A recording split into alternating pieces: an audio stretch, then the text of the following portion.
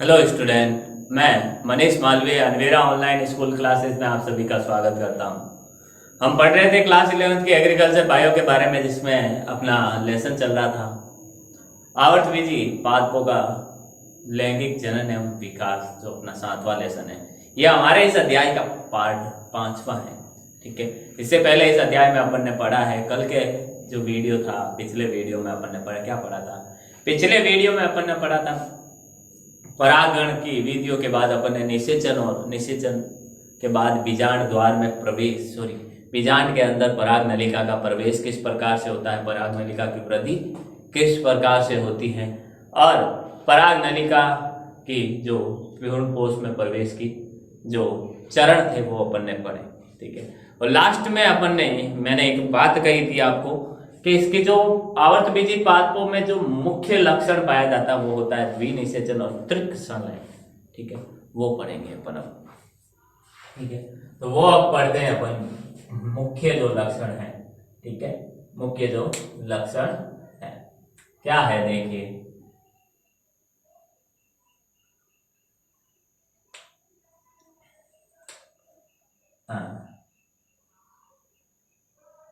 द्विनिषेचन व तथा त्रिक या त्रिशयलयन, ये दो मुख्य लक्षण हैं किसके, आवृतबीजी पादपों के। द्विनिषेचन क्या होता है, सबसे पहले अपन इसके बारे में बैठते हैं। आवर्तबीजी पादपों में हम जानते हैं दो नर युग्मक होते हैं, जानते हैं दो नर युग्मक होते हैं। पराग नलिका में हम देखते हैं पराग नलिका अंकुरण होता है। ठीक है, अंकुरण होता है, पराग नलिका बनती है। ठीक है, जब पराग नलिका बनती है तो पीछे एक नर युग्मक के पीछे पीछे दो सहायक छोटे छोटे परागकण में विभाजन से दो सहायक और बनते हैं। ठीक है, तो एक नर युग्मक तो क्या करता है, दो नर युग्मक होते हैं। एक नर युग्मक अंड कोशिका से निषेचन की क्रिया करता है, अंड कोशिका से संलयन कर सत्य निषेचन करता है।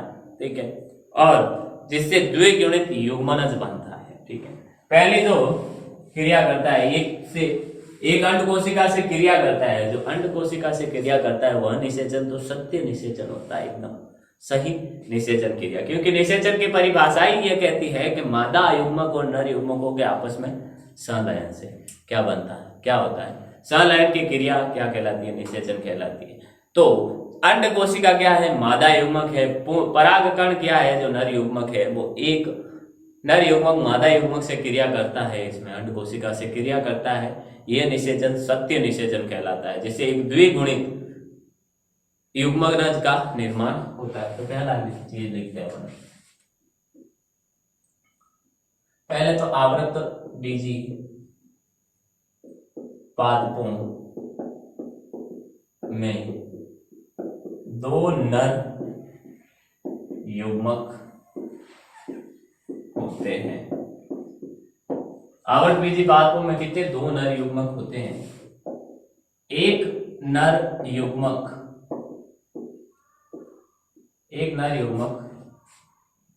अंड कोशिका, एक नर युग्मक अंड कोशिका से क्रिया करके, अंड कोशिका से क्रिया करके से क्रिया नहीं, संलयन करता हूं इसको, संलयन करके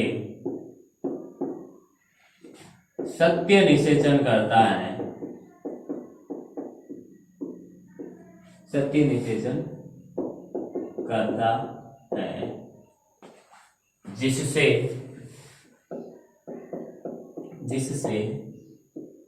द्विगुणित द्विगुणित युग्मनज का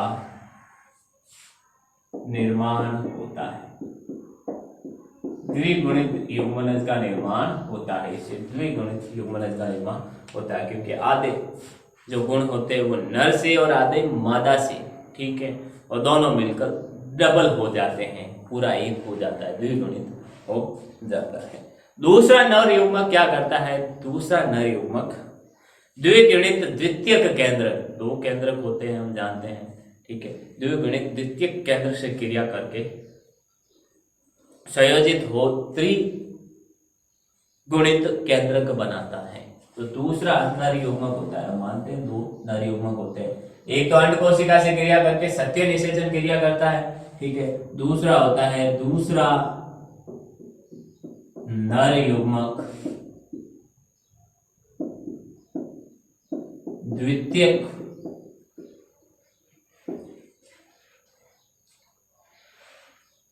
दूसरा नर युग्मक द्वितीयक द्विगुणित, इसको द्वितीयक नहीं, द्विगुणित द्वितीयक केंद्रक से क्रिया करके त्रिगुणित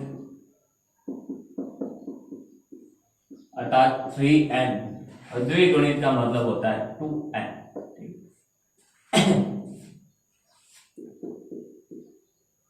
3n त्रिगुणित केंद्र का निर्माण करता है, त्रिगुणित केंद्र का निर्माण करता है। इसे त्रिक संलयन तथा दोनों प्रक्रमों को द्विनिषेचन कहते हैं, ठीक है। इसे त्रिक संलयन कहते हैं, त्रिक संलयन या त्रिसंलयन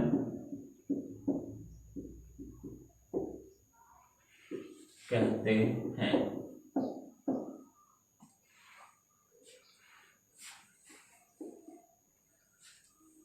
त्रिक संलयन या त्रिसंलयन कहते हैं।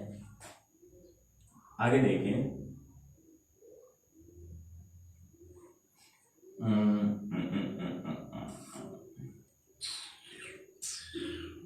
हाँ, इन दोनों प्रक्रमों को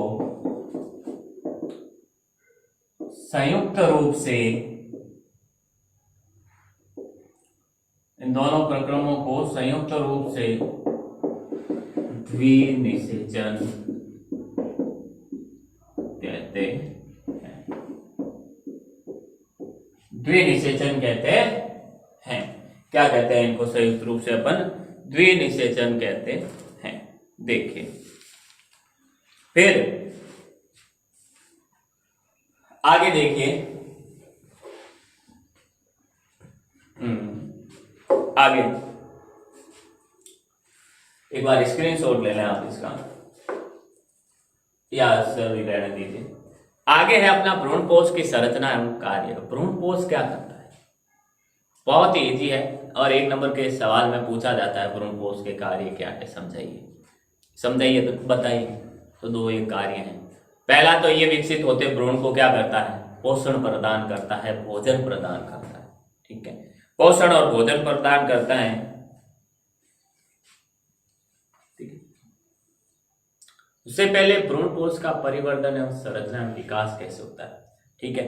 अब भ्रूणपोष का विकास कैसे होता है? अब होता कहां से? पहले तो ये चीज, अंड कोशिका से जो नर युग्मक क्या करता है? अपना संलयन करता है और युग्मनज बनाता है, द्विगुणित युग्मनज बनाता है। तो आवर्त बीजी पादपों में त्रिसंलयन का जो उत्पाद होता है, ठीक है, ठीक है। एक तो सत्य निषेचन वाला द्विगुणित, और दूसरा जो नर युग्मक होता है वो द्विगुणित केंद्रक से क्रिया करके त्रिक संलयन बनाता है, ठीक है, ठीक। त्रिसंलयन का उत्पाद प्राथमिक भ्रूणपोष केंद्रक तथा कोशिका, प्राथमिक भ्रूणपोष कोशिका कहलाती है। जो त्रिक संलयन बनता है, ठीक है, जिसमें क्या होता है? द्वितीयक जो युग्मक होता है वो दो केंद्रकों वाली संरचना से क्रिया करके संलयन होकर त्रिकेंद्र की संरचना बनाता है। तो त्रिक संलयन का, इसे त्रिक संलयन कहते हैं। त्रिक संलयन का जो उत्पाद, ये त्रिकेंद्र की जो संरचना बनती है उसे भ्रूणपोष केंद्रक तथा ऐसी कोशिका को भ्रूणपोष कोशिका कहते हैं, ठीक है। इसमें समसूत्री विभाजन से भ्रूणपोष का निर्माण होता है। तो सबसे टॉपिक है भ्रूणपोष। टॉपिक है अपना भ्रूणपोष की संरचना। भ्रूणपोष की संरचना व परिवर्धन कैसे होता है। भ्रूणपोष की संरचना व परिवर्तन कैसे होता है। भ्रूणपोष की संरचना व परिवर्तन किस प्रकार होता है। आवृतबीजी पौधों में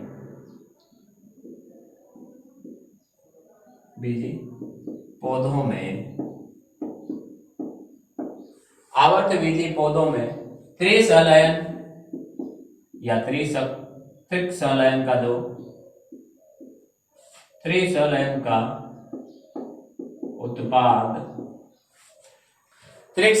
उत्पाद प्राथमिक भ्रूणपोष केंद्रक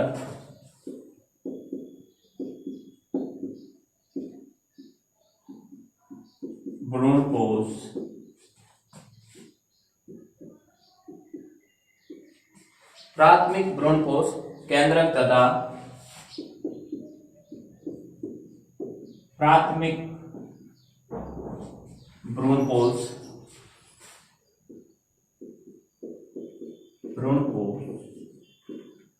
कोशिका, जो प्राथमिक भ्रूणपोष कोशिका तथा इस कोशिका को अपन क्या कहते हैं, ये आवृतबीजी पौधों में त्रिसंलयन का जो उत्पाद बनता है उसको अपन प्राथमिक भ्रूणपोष केंद्रक तथा प्राथमिक भ्रूणपोष कोशिका कहते हैं। इसमें समसूत्री विभाजन से क्या होता है। इसमें समसूत्री विभाजन से भ्रूणपोष का निर्माण होता है। भ्रूणपोष का निर्माण होता है। अब जो त्रिसंलयन का उत्पाद होता है वो प्राथमिक भ्रूणपोष कोशिका कहती जाती है। उसमें कंटिन्यू विभाजन से, समसूत्री विभाजनों से क्या होता है, भ्रूणपोष का निर्माण होता है। ठीक है, स्क्रीनशॉट लें आप इसका।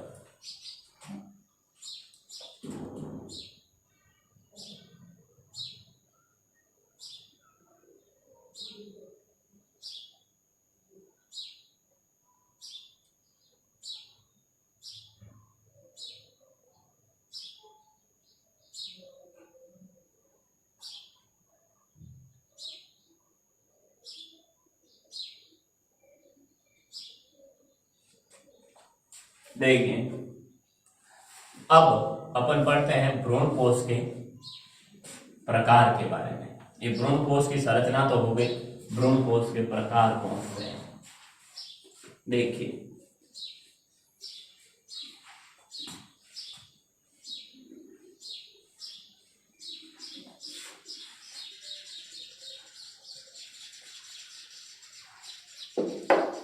तो देखिए, भ्रूणपोष के प्रकार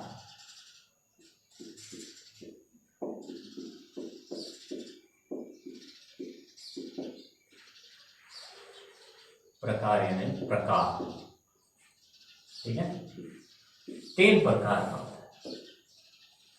केंद्रकीय भ्रूणपोष एक तो होता है हमारा केंद्रकीय भ्रूणपोष, दूसरा होता है कोशिकीय भ्रूणपोष और तीसरा होता है माध्यमिक भ्रूणपोष। एक होता है हमारा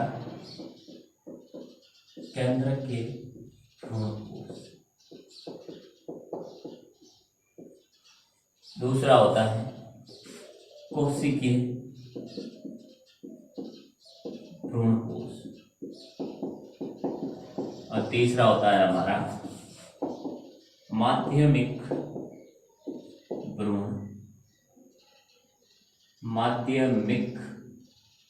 भ्रूणपोष। देखिए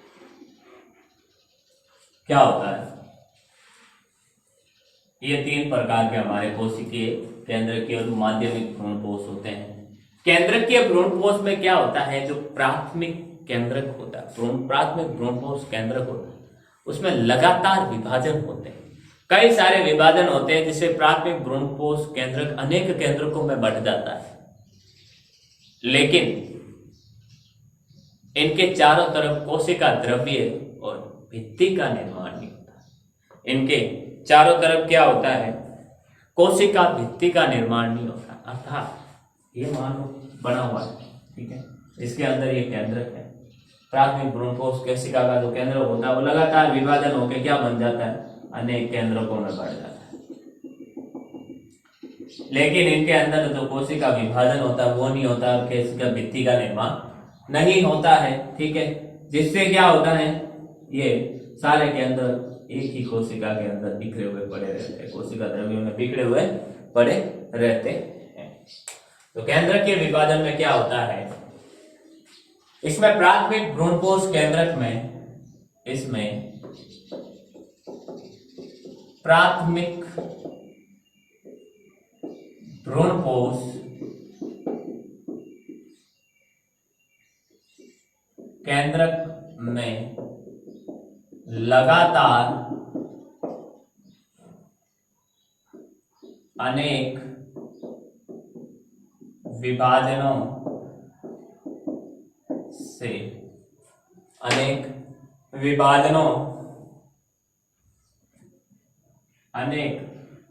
केंद्रक में लगातार अनेक विभाजनों से, विभाजनों के बाद, अर्थात लगातार विभाजन होने के बाद भी कोशिका भित्ति का निर्माण नहीं होता,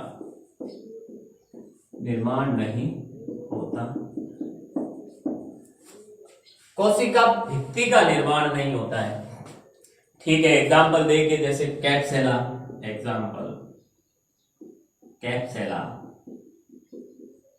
नारियल का तरल, दूसरा है नारियल का तरल। अपन जो नारियल पानी पीते हैं वो भी क्या है, केंद्रक के भ्रूणपोष ही होता है, वो उस पौधे का केंद्रक के भ्रूणपोष ही होता है। वो होता क्या है, वो केंद्रक में अनेक विभाजन होते हैं, अर्थात जो पानी होता है उसमें कई सारे केंद्रक पाए जाते हैं, लेकिन उनके चारों तरफ कोशिकाओं का कोशिका भित्ति का निर्माण नहीं होता, जिससे वो हमें केंद्रक अलग अलग दिखाई नहीं देते हैं, ठीक है। तो ये सवाल पूछ ले अगर कि नारियल का तरल जो पदार्थ होता है, पीने योग्य पदार्थ होता है, वह किसका भाग है, किस प्रकार के भ्रूणपोष का भाग है, तो केंद्रक के भ्रूणपोष का भाग है, ठीक है। कोशिकीय भ्रूणपोष में क्या होता है, इसमें भ्रूणपोष में प्राथमिक भ्रूणपोष केंद्रक में लगातार विभाजन से कोशिका द्रव्य विभाजन के होता है तथा फिर कोशिका भित्ति का निर्माण भी होता है। अर्थात पहले इसके केंद्रक में कोशिकीय प्राथमिक भ्रूणपोष केंद्र के अंदर विभाजन होता है, फिर उसके साथ कोशिका द्रव्य का भी विभाजन होता है, और कोशिका द्रव्य विभाजन के बाद प्रत्येक के चारों तरफ कोशिका भित्ति का निर्माण हो जाता है। इस प्रकार से अनेक ये केंद्रकों में बढ़ जाता है, फिर इनके चारों तरफ कोशिका द्रव्य विभाजन हो जाता है और फिर भित्ति का निर्माण हो जाता है इस प्रकार से। और भित्ति का निर्माण होने से ये अलग अलग कोशिकाओं में बढ़ जाता है। ऐसा होता है। कुकर बीटेसी कुल के कुछ पाठ लिखते हैं, इसमें प्राथमिक भ्रूणपोष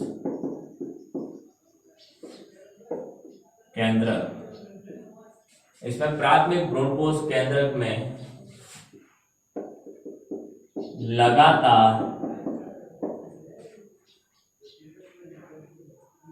इसमें प्राथमिक भ्रूणपोष केंद्रक में केंद्रक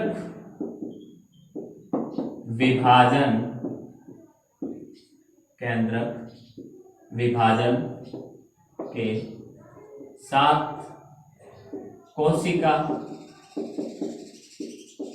द्रव्य का भी विभाजन होता है तथा कोशिका द्रव्य का भी विभाजन होता है तथा कोशिका भित्ति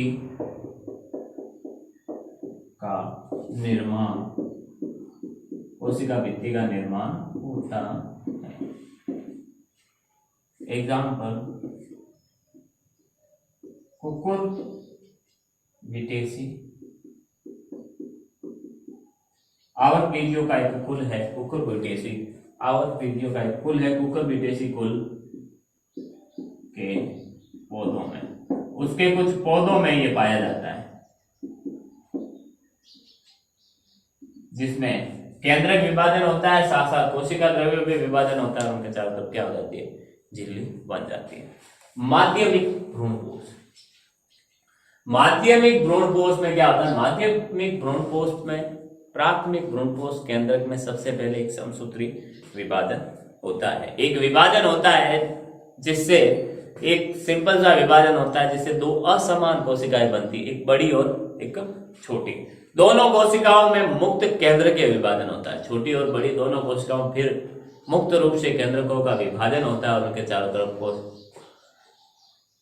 चारों तरफ क्या होता है? कोशिका भित्ति का निर्माण हो, कोशिकीय भ्रूणपोष में बदल जाता है।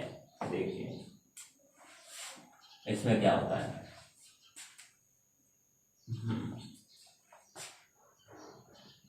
इसमें प्राथमिक भ्रूणपोष कोशिका, प्राथमिक भ्रूणपोष केंद्रक में एक विभाजन से दो असमान कोशिकाएं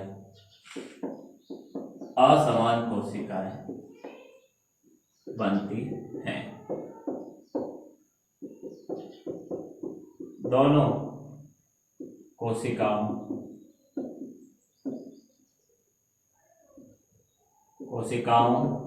में मुक्त विभाजनों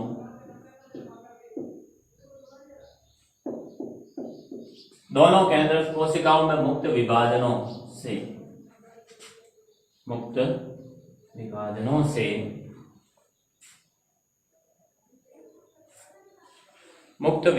से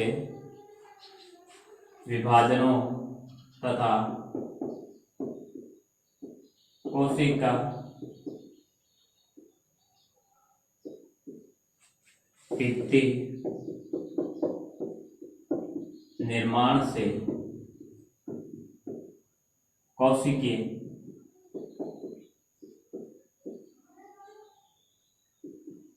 भ्रूणपोष बनता है। कोशिकीय भ्रूणपोष बनता है। एग्जाम्पल, जैसे कुछ जलीय पादपों में ये पाया जाता है। जलीय एक बीजपत्री पादप किसमें पाया जाता है? ये जलीय एक बीजपत्री पादपों में पाया जाता है। स्क्रीनशॉट ले लें आप इसका।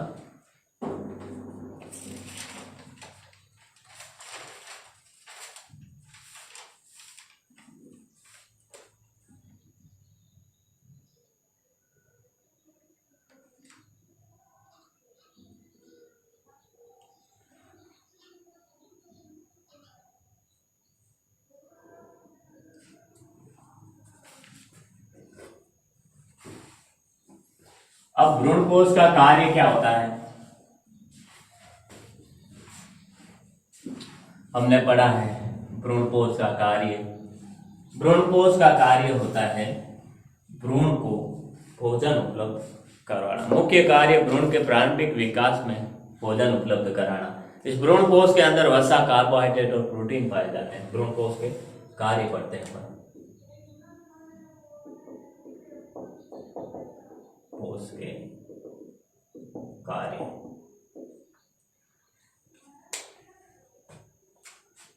इसका मुख्य कार्य भ्रूण के प्रारंभिक विकास में, भ्रूण के प्रारंभिक विकास में भ्रूण को भोजन उपलब्ध करवाना, भोजन उपलब्ध करवाना।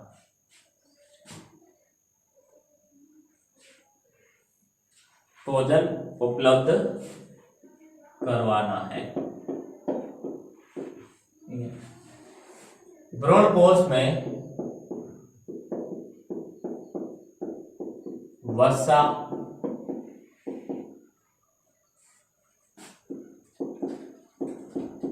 कार्बोहाइड्रेट, वसा, कार्बोहाइड्रेट व प्रोटीन पाए जाते हैं।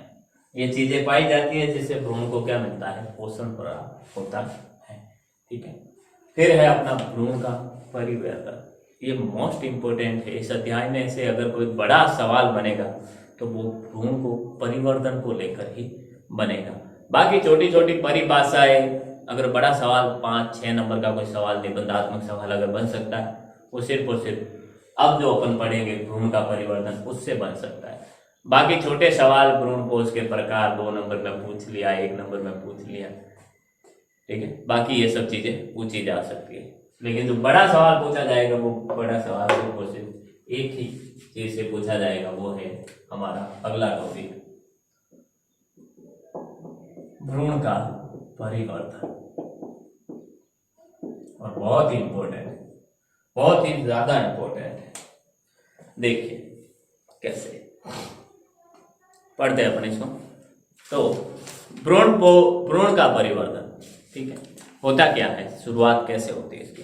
नर युग्मक अंड कोशिका में संयोजन कर निषिक्तांड बनता है। जो नर युग्मक होता है वो अंड कोशिका से पहले संलयन करता है, जुड़ता है, जिससे क्या होता है, निषिक्तांड बनता है, जो भ्रूण के रूप में आगे चलकर विकसित होता है। तो निषेचन के क्रिया द्वारा जो द्विगुणित युग्मनज बनता है उसको निषिक्तांड कहते हैं, जो आगे चलकर इसमें विकास होकर क्या करता है, भ्रूण का निर्माण करता है, भ्रूण के रूप में विकसित होता है। तो पहली चीज, नर युग्मक मादा युग्मक से क्रिया कर, नर युग्मक मादा युग्मक से क्रिया कर, नर युग्मक मादा युग्मक से क्रिया कर, नर युग्मक मादा युग्मक से क्रिया करके, नर युग्मक मादा युग्मक से क्रिया करके निषिक्तांड बनाता है। नर युग्मक मादा युग्मक से क्रिया करके निषिक्तांड बनाता है, जो भ्रूण के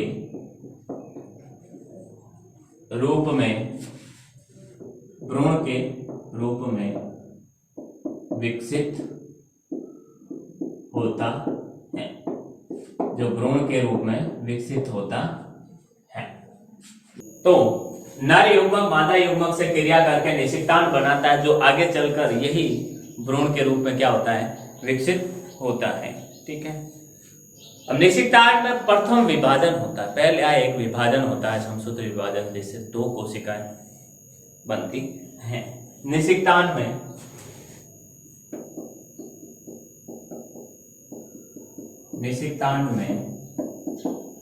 प्रथम विभाजन से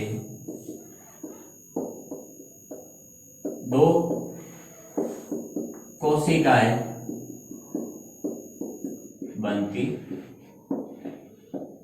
प्रथम विभाजन से, प्रथम जो समसूत्र विभाजन होता है, ठीक है, वो प्रथम जो विभाजन होता है उससे 2 कोशिकाएं बनती हैं, 2 कोशिकाएं बनती हैं। किस प्रकार से देखिए,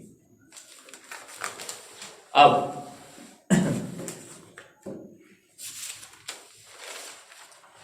दो कोशिकाएं बनती हैं किस प्रकार से। पहला तो विभाजन होता है, ये अनुप्रस्थ विभाजन होता है। सबसे पहले तो इसमें क्या होता है, इस प्रकार ये कोशिका होती है, ठीक है, इसमें दो विभाजन, अनुप्रस्थ पहला जो विभाजन होता है, ठीक है, ये अनुप्रस्थ विभाजन होता है जिससे दो कोशिकाएं बन जाती है। अनुप्रस्थ विभाजन से दो कोशिकाएं बन जाती है। एक तो बीजांड द्वार की तरफ होती है, एक कोशिका तो होती है नीचे की तरफ बीजांड द्वार की तरफ, ठीक है, जिसे आधारीय कोशिका तथा निबाक छोर की तरफ वाली जो कोशिकाएं होती है, ऊपर की तरफ वाली जो कोशिकाएं होती है उसको प्रतिवर्ती, उसे अंतस्थ या भ्रूणीय कोशिका कहते हैं। जो ऊपर वाली कोशिका होती है उसे भ्रूणीय कोशिका, नीचे वाली जो कोशिका होती है उसे आधारीय कोशिका कहते हैं। दो कोशिकाएं बनती हैं, आधारीय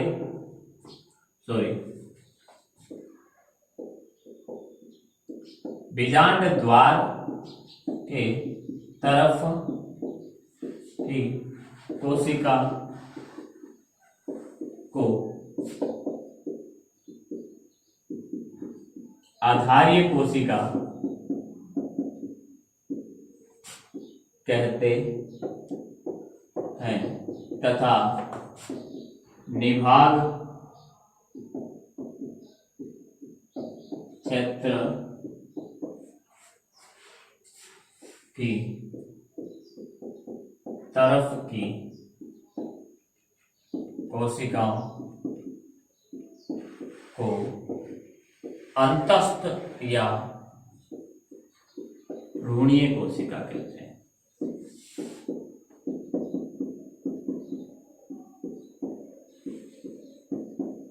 भ्रूणीय कोशिका कहते हैं, ये जो ऊपर वाली होती है भ्रूणीय कोशिका होती है, इसी से भ्रूण का निर्माण होता है। तो बीजांड द्वार वाली कोशिका होती है उसे आधारीय कोशिका कहते हैं, ये सिर्फ आधार का निर्माण करती है, आधार का निर्माण करती है। दोनों कोशिकाओं में एक एक विभाजन लगभग साथ साथ होता है। अब ये जो दोनों कोशिकाएं होती हैं, ठीक है, इनमें एक एक विभाजन और होता है, ठीक है। तो दोनों कोशिकाओं में एक एक विभाजन लगभग साथ होता है। इन दोनों कोशिकाओं में फिर से एक एक विभाजन होता है, जिससे क्या होता है, अब एक एक विभाजन होगा, ठीक है, जिससे टोटल अब 4 कोशिकाएं बन जाएगी, ठीक है। आधारीय कोशिका में यह विभाजन अनुप्रस्थ होता है। जो आधारीय कोशिका होती है उसमें तो यह विभाजन अनुप्रस्थ होता है, इस प्रकार से कटेगा, और जो निभागीय कोशिका होती है उसमें अनुदैर्ध्य होता है, इस प्रकार से। तो ऊपर वाली कोशिका भ्रूणीय कोशिका में तो इस प्रकार से होता है, नीचे वाली कोशिका में इस प्रकार से होता है। तो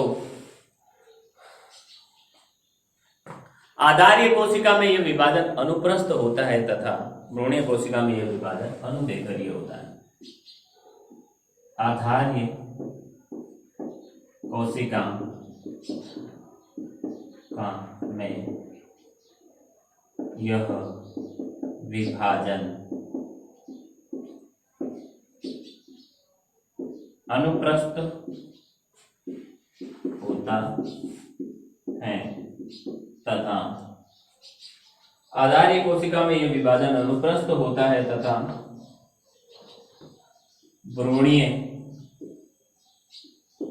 कोशिका में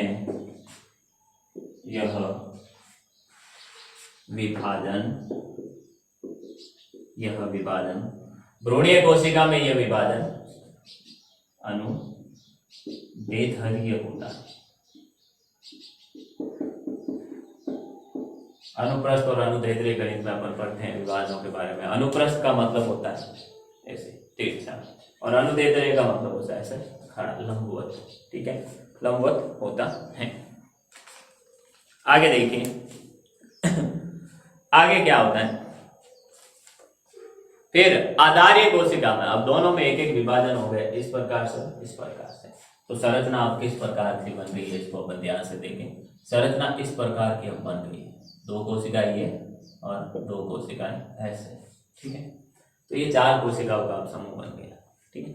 तो उसके बाद क्या होता है, आधारीय कोशिका में केंद्रक अनुप्रस्थ विभाजनों से, आधारीय कोशिका में ये जो केंद्रक होते हैं वो अनुप्रस्थ विभाजनों से इस प्रकार विभाजन होते जाते हैं लगातार, ठीक है।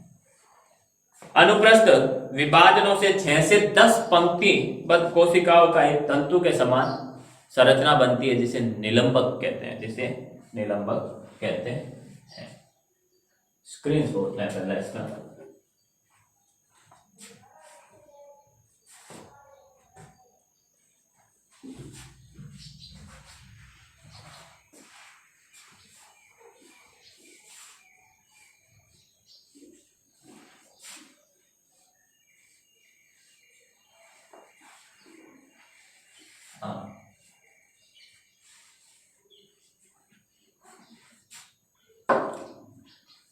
देखिए, आधारीय कोशिका में अनेक,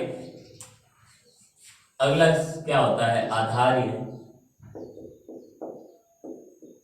कोशिका में अनेक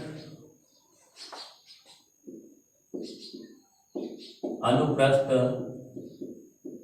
विभाजनों से, अनेक अनुप्रस्थ विभाजनों से, आधारीय कोशिका में अनेक अनुप्रस्थ विभाजनों से, अनेक अनुप्रस्थ विभाजनों से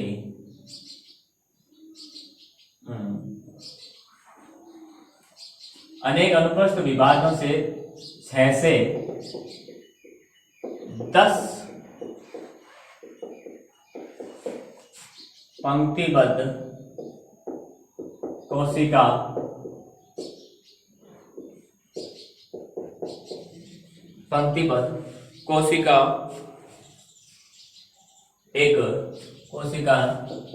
एक तंतु समान संरचना बनाती है जिसे निलंबक कहते हैं, जिसे निलंबक कहते हैं, जिसे अपन क्या कहते हैं, निलंबक कहते हैं। निलंबक की अंतिम कोशिका, जो निलंबक की जो अंतिम कोशिका होगी, इस प्रकार से, अब देखिए क्या हुआ था, हमने पढ़ा था इस प्रकार से था। ऊपर वाली तो ये जो 2 कोशिकाएं थी हमारी इस प्रकार से भ्रूणीय कोशिका, नीचे वाली जो कोशिकाएं थी आधारीय कोशिका में लगातार विभाजन से इस प्रकार। तो जो निलंबक की जो अंतिम कोशिका होती है वो फूलकर गुदेदार हो जाती हैं और क्या करती हैं, भ्रूणपोष से खाद्य पदार्थ का अवशोषण करती है, चूषण का कार्य करती है। ये ऊपर वाला जो भ्रूणपोष होता है उससे चूसने का कार्य करती है। इसके साइड में जो भ्रूणपोष होता है, जो विकसित होते हैं भ्रूण को क्या करता है, पोषण प्रदान करता है। तो इस भ्रूण को क्या करता है, अब खाने की आपूर्ति के लिए अवशोषण, भ्रूणपोष से भोजन का, खाद्य का अवशोषण करने का कार्य निलंबक की जो अंतिम कोशिका होती है वो करती है। निलंबक की अंतिम कोशिका फूलकर खाद्य पदार्थों के अवशोषण का कार्य करती है, अवशोषण का कार्य करती है। इसका कार्य करती हैं, अवशोषण का कार्य करती है। निलंबक की, अब ये नीचे वाली तो फूलकर अवशोषण का कार्य करती है, ऊपर वाली अंतिम क्या करती है, तो निलंबक की भ्रूण की तरफ की अंतिम कोशिका हाइपोफाइसिस कहलाती है। इसको क्या कहते हैं अपन, इसको हाइपोफाइसिस कहते हैं, इसको हाइपोफाइसिस कहते हैं। जो मूलांकुर के साथ मिलकर मूल शीर्ष बनाती है, जो मूलांकुर के साथ मिलकर मूल का शीर्ष बनाती है, ये मूल का शीर्ष बनाती है। तो देखिए निलंबक की भ्रूण की तरफ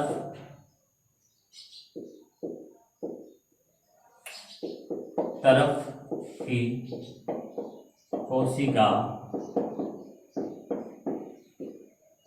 फूलकर कोशिका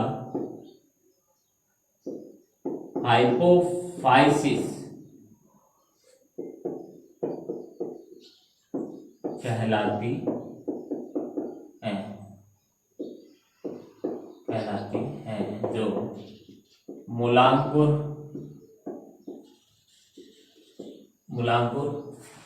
से मिलकर मूल का शीर्ष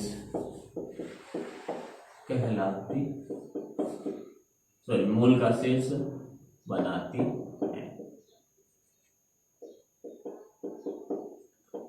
मूल का शीर्ष बनाती है, ठीक है, मूल का शीर्ष बनाती है।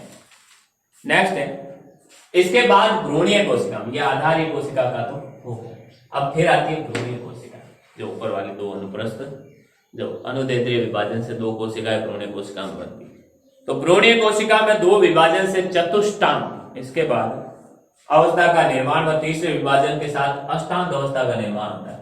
इसमें दो विभाजन होते हैं इस प्रकार से, ठीक है, एक इसमें एक इसमें, जिससे ये 4 कोशिकाओं का समूह बनता है। और फिर एक तीसरा विभाजन से क्या होता है, इसमें 8 कोशिकाओं का समूह बन जाता है। 1 2 3 4 5 या अष्टांग का निर्माण होता है। भ्रूणीय कोशिका में दो विभाजन से चतुष्टांग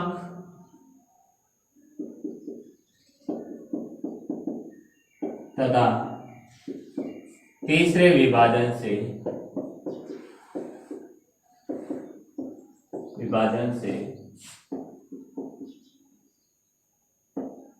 अष्टांग बनता है। अष्टांग अवस्था बनती है। अष्टांग अवस्था बनती है। अष्टांग की प्रत्येक कोशिका में विभाजन होता है। अष्टांग की प्रत्येक कोशिका में विभाजन से एक बाह्य डर्मेटोजन और एक आंतरिक परत, बाह्य परत डर्मेटोजन और आंतरिक परत का निर्माण होता है। अष्टांग की प्रत्येक कोशिका में विभाजन से एक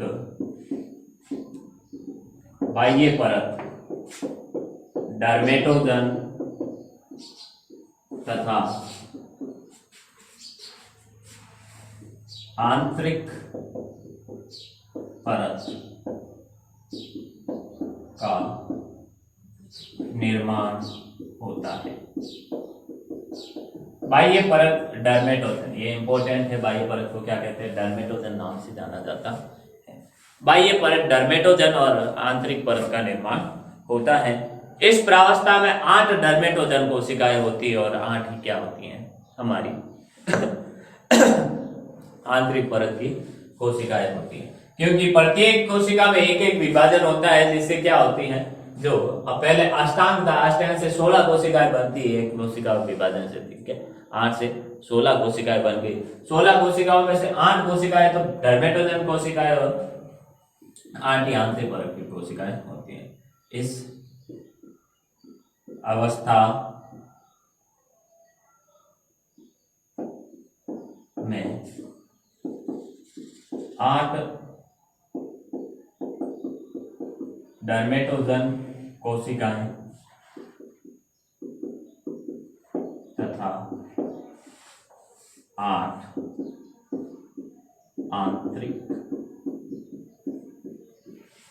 आंतरिक परत की कोशिकाएं होती हैं। आंतरिक परत की कोशिकाएं होती हैं। आगे, डर्मेटोजन कोशिकाएं अनेक विभाजनों से क्या बनाती है? बाह्य त्वचा बनाती है। इसका भ्रूण की बाह्य त्वचा या जिसे आगे चलकर क्या कहलाती है? वो बाह्य चोट।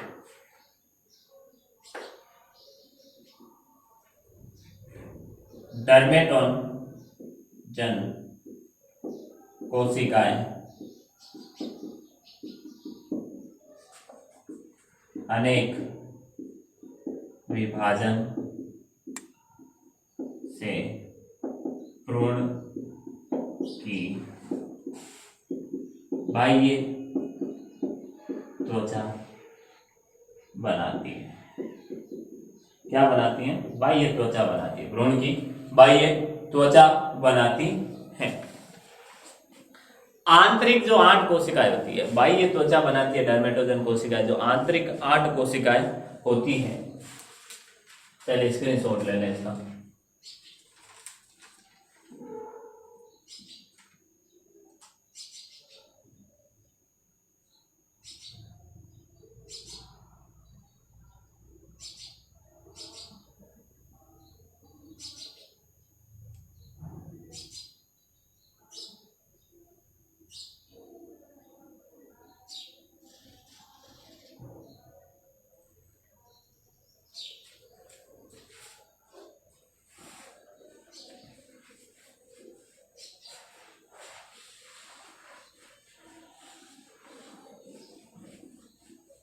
देखिए आगे,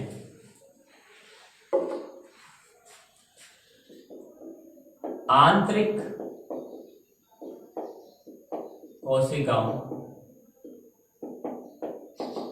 में विभाजन से आंतरिक 8 कोशिकाओं के विभाजन से, आंतरिक जो 8 कितनी कोशिकाएं हैं? 8 कोशिकाओं में विभाजन से केंद्र में प्लेरोम तथा केंद्र की तरफ तो प्लेरोम तथा बाहरी भाग में पेरिबलम का निर्माण होता है। किसका निर्माण होता है? पेरिबलम का निर्माण होता है। अब प्लेरोम से क्या होता है? प्लेरोम से प्रागेदा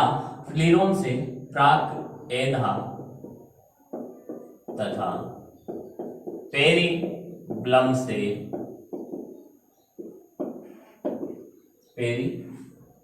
से भरण ऊतक का निर्माण होता है। भरण ऊतक का निर्माण होता है। भरण ऊतक का निर्माण होता है। आगे देखिए, भ्रूणीय कोशिका में अनेक विभाजनों से, फिर ये भ्रूणीय कोशिका और ज्यादा विभाजन होते हैं इसमें और वो हृदयकार हो जाती है। भ्रूणीय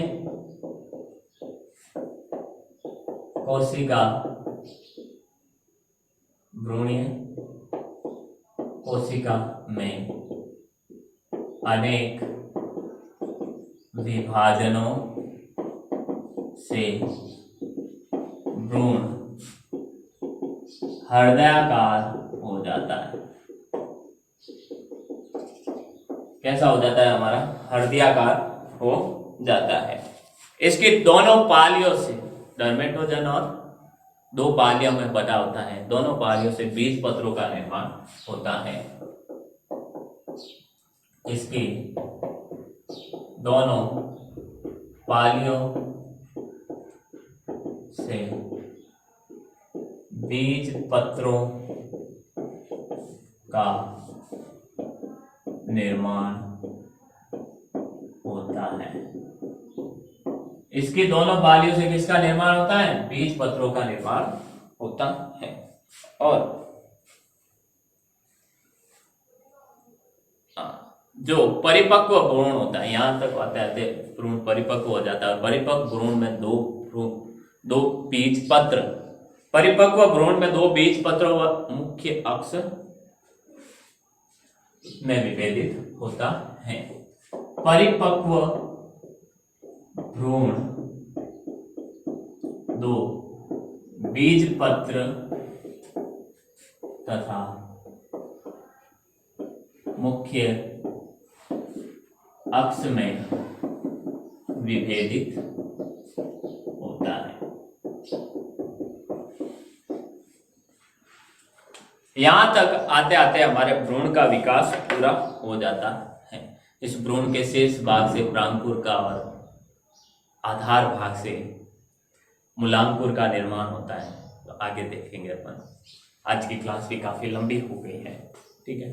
तो मिलते हैं अपन अगली क्लास में। उम्मीद करता हूं जो भी पढ़ाया है आपको समझ में आया होगा।